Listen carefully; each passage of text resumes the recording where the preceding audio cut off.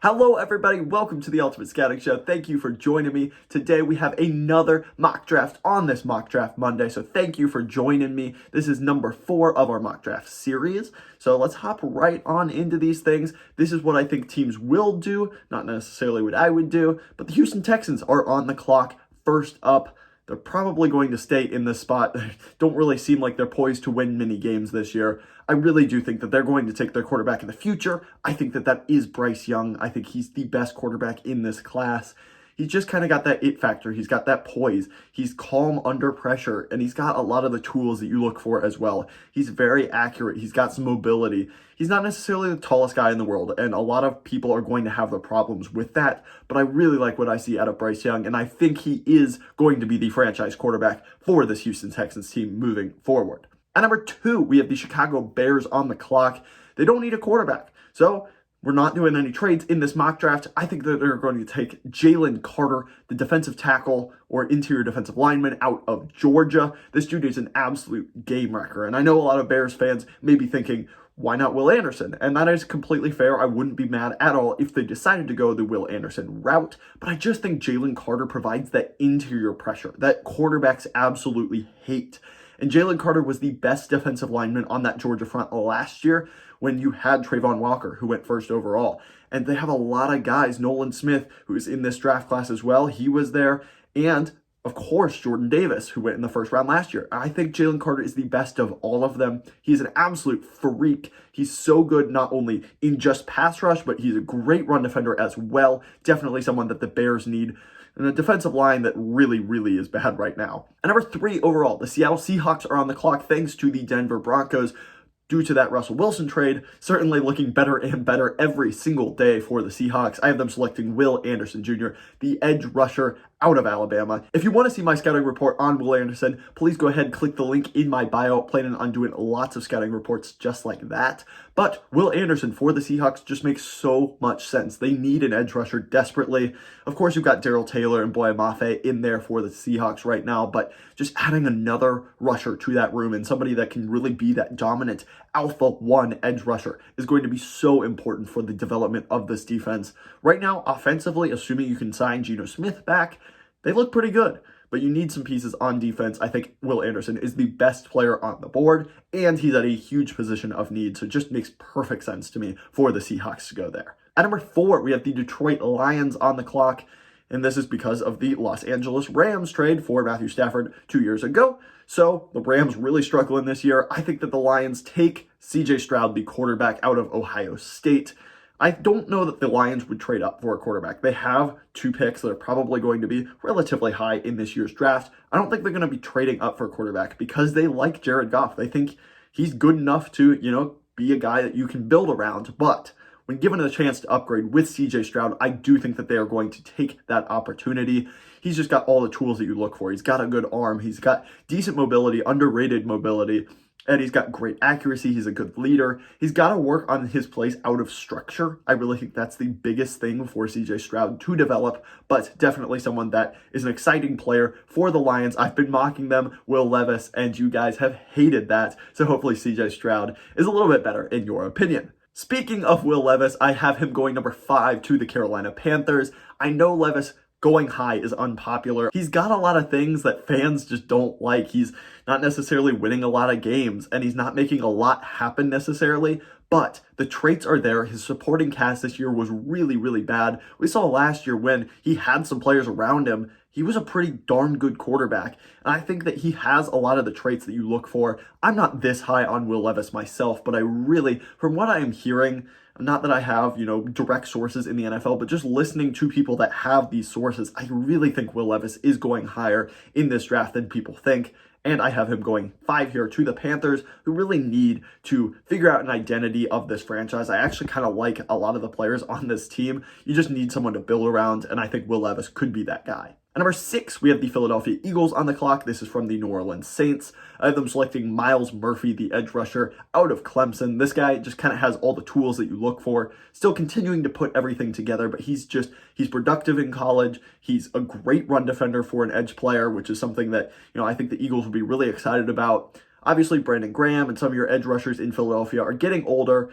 They're still very good players, but you could stand to upgrade that room. I think Myles Murphy would be a great addition to that pass rush for Philadelphia. Number 7, we have the Jacksonville Jaguars on the clock. I think you have to build around Trevor Lawrence. And right now, their wide receivers, I'm actually pretty excited about. Christian Kirk, you've got there. He's had a productive season.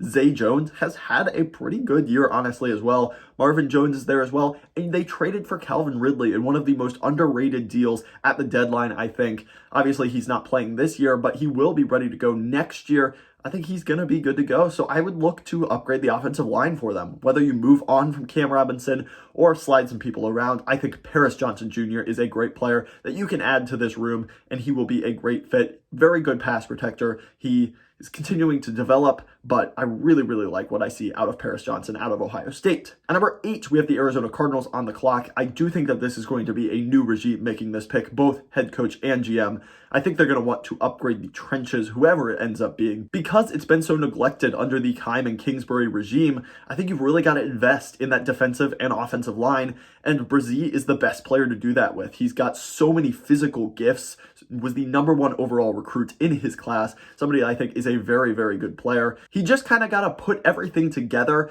You know, he isn't necessarily the most productive player, but when he's on, he is on, and you can kind of see the flashes of what he could be. I think this would be a really good addition to the Cardinals room that needs some help on that defensive line. At number 9, we have the Indianapolis Colts on the clock. I do think that they will be in the market for a quarterback, whether that is trading up or taking someone depending on where they end up.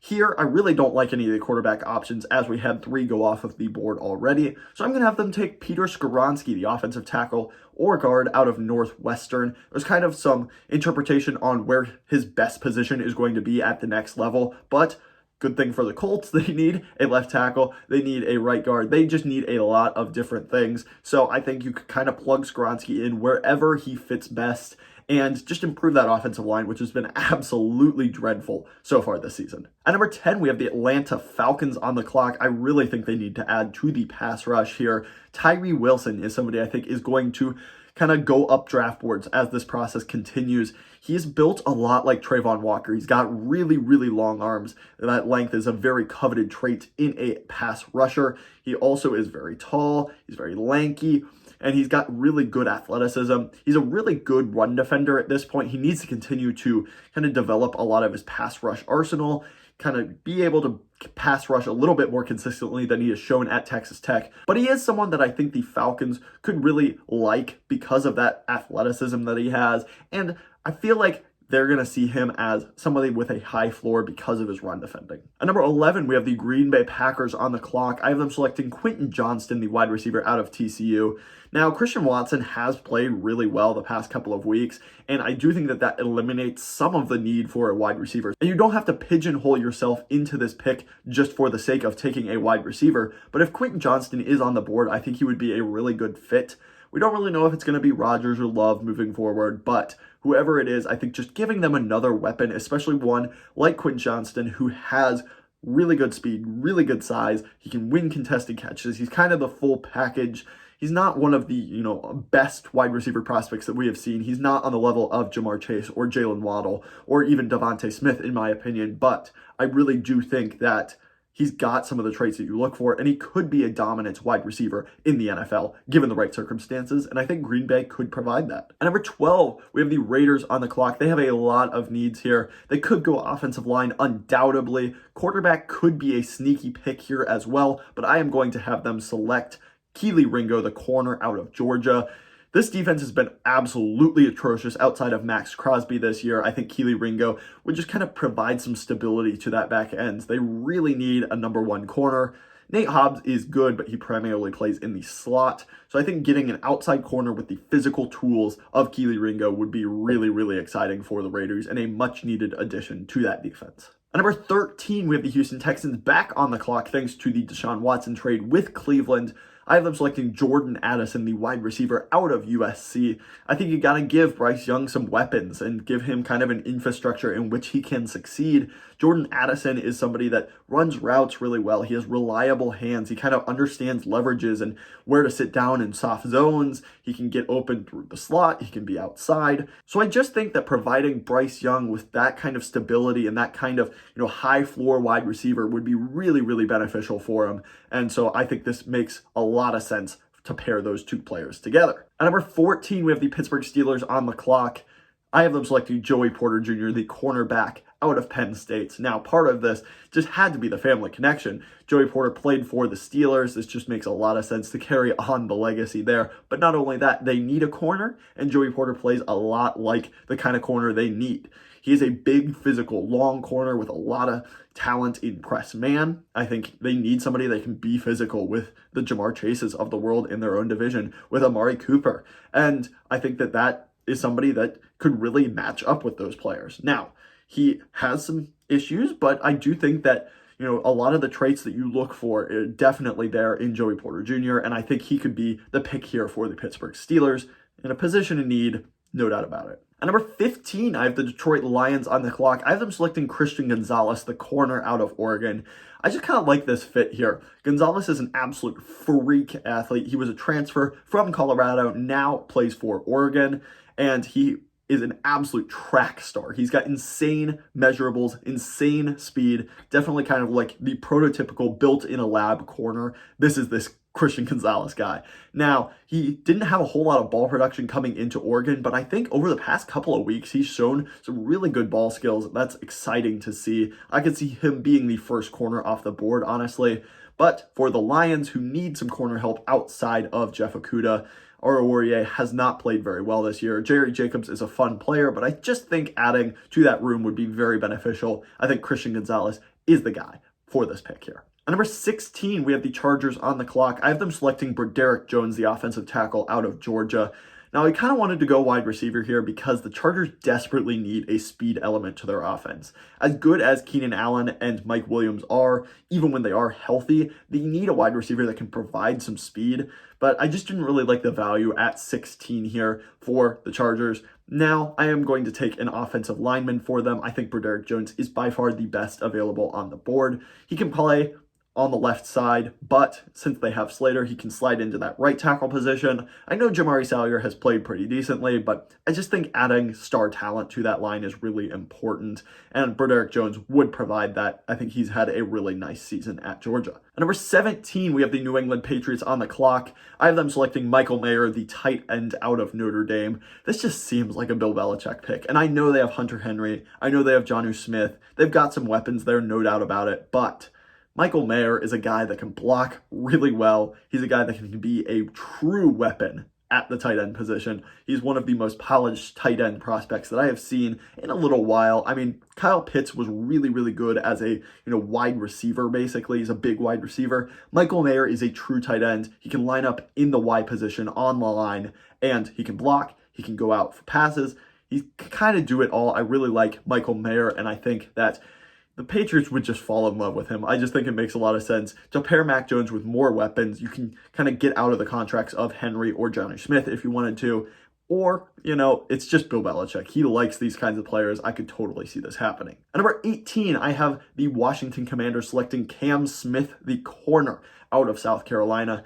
Cam Smith is a nice physical presence. He's definitely someone that I think kind of matches this Commanders defense, and the Commanders are really someone that could use some help on the back end. You've got some nice corners in there, and it's kind of solidified a little bit in the second half of this season, but I think just continuing to add would be really, really important.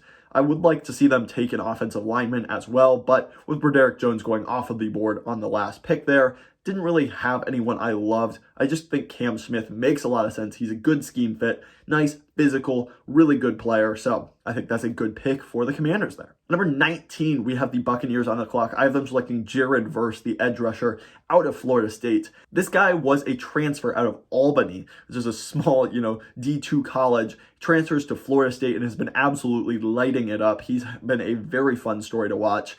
I think he is going to go higher than a lot of people think. I think he's kind of going to shoot up draft boards a bit, and I think the Buccaneers could be the team to take him. They need some edge rush help. Obviously, you have Shaq Barrett when he's healthy, done for the year this year. You've got Joe Tryon-Shoyinka, who's been decent, but maybe hasn't developed the way that they had hoped he would. So I think just adding Verse, another versatile pass rusher that can get after the quarterback, would be very beneficial for this team. At number 20, we have the Seattle Seahawks taking Darnell Washington, the tight end out of Georgia. Now, this may seem like kind of a crazy pick, but this dude just tests. He's going to test off the charts. He's like 6'8". He's massive, and he's a great blocker. He's basically an extra offensive lineman, but he also has some legitimate ball skills, and he's a pretty decent tight end weapon as well. Now, he's not as polished as a lot of these other tight end prospects that are, going in the first round, but I think basically he's just going to be a really good move blocker. And I think that's so valuable to the Seattle team that really wants to pound the rock with Kenneth Walker. They really value unique athletes. I think Darnell Washington is the definition of a unique athlete. He moves so well for his size. So I think that could be a sneaky pick for the Seattle Seahawks to make in this first round here. At number 21, we have the Tennessee Titans on the board.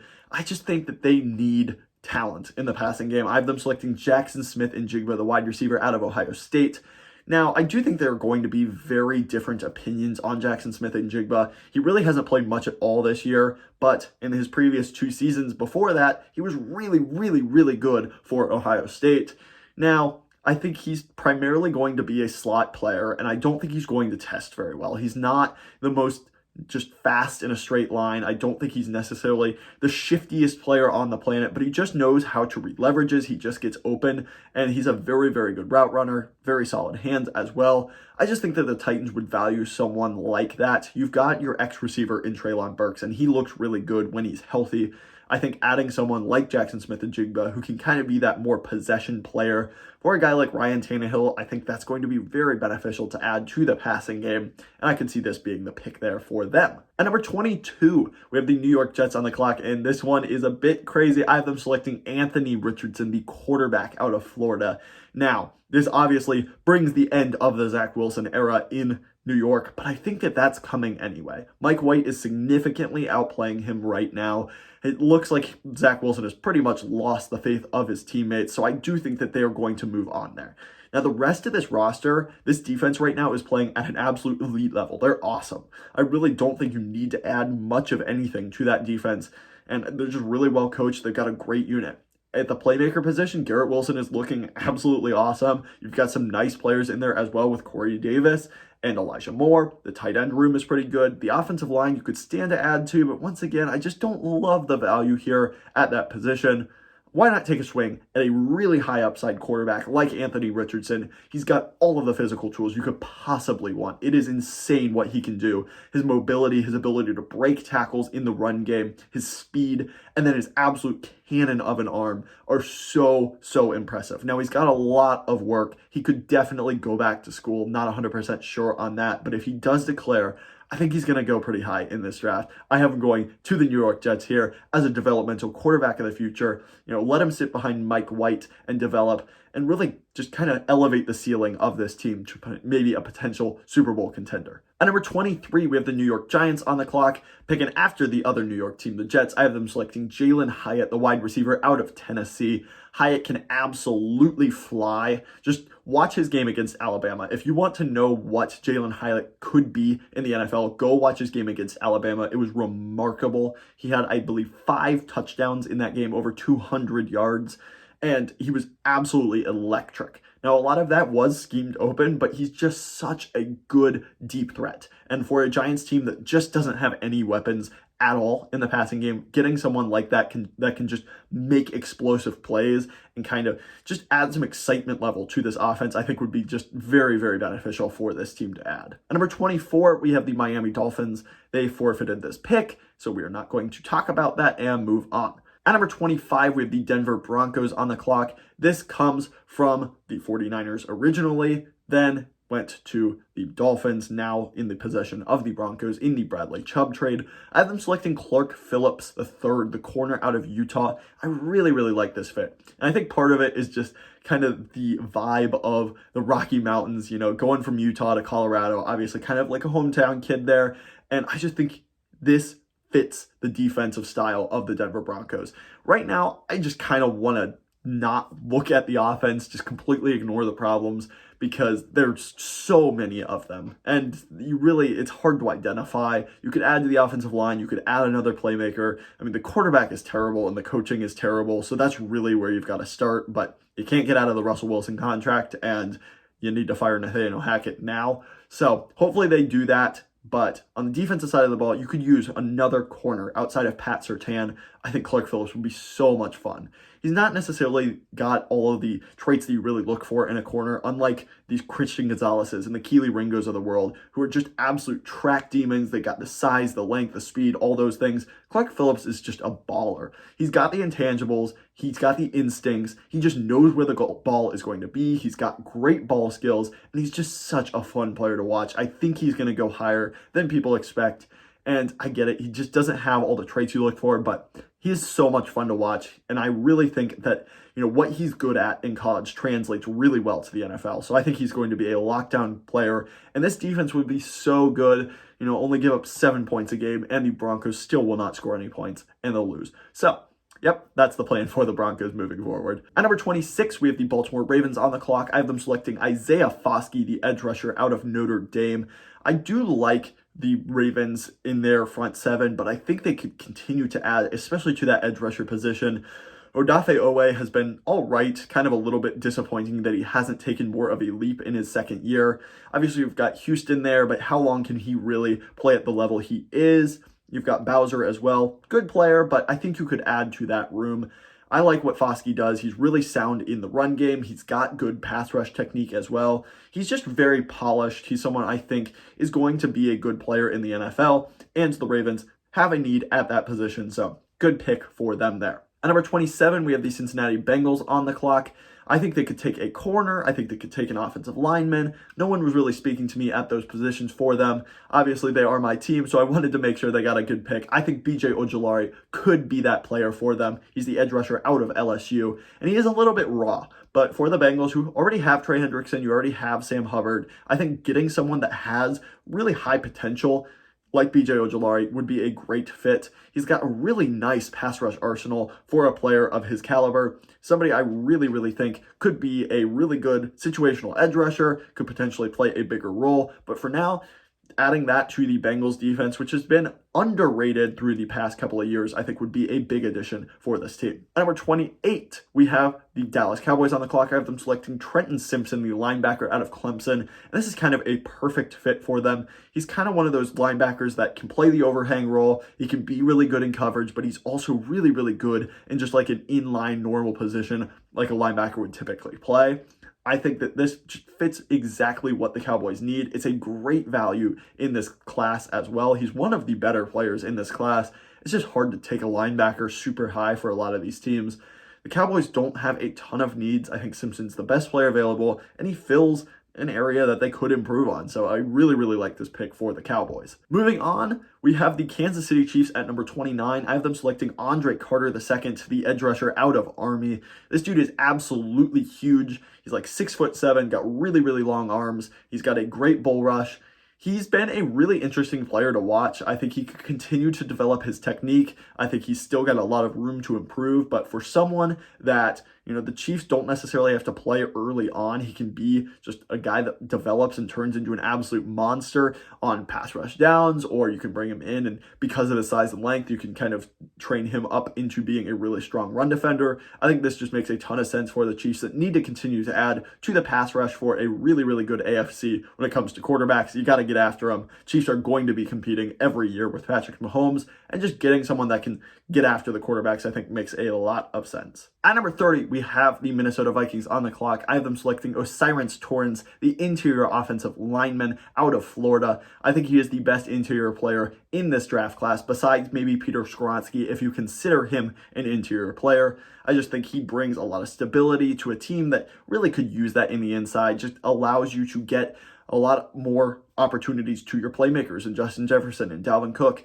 Just raises the floor of this team. I think this would be a great pick for the Vikings here. At number 31, I have the Buffalo Bills selecting Bijan Robinson, the running back out of Texas. I've made this pick before, but I just love it so much for the Bills. Bijan is an absolute weapon. He can be a great running back. He's a weapon out of the backfield. He can pass protect as well. He's one of the best running back prospects I've seen in a little while, probably since Saquon. So definitely just amazing value to get him here at number 31. It's a team that can afford to take a running back. Just such a great fit there for them. At number 32, I also have another running back going off the board to the Philadelphia Eagles, Jahmyr Gibbs out of Alabama. He's been such a good player for this Alabama team. He's been really, really good as a running back, obviously, but he's also such a good weapon out of the backfield as well. I think for, a team that uses checkdowns a lot and uses quarterback options and uses shovel plays and pitches and all these different crazy concepts for running backs that really, when they're out in space, it really benefits them. I think Jahmyr Gibbs makes so much sense for this team.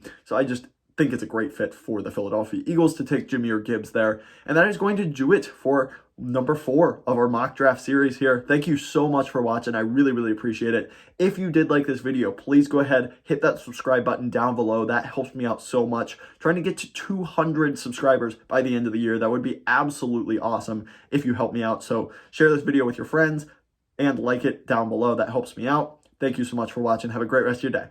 Bye.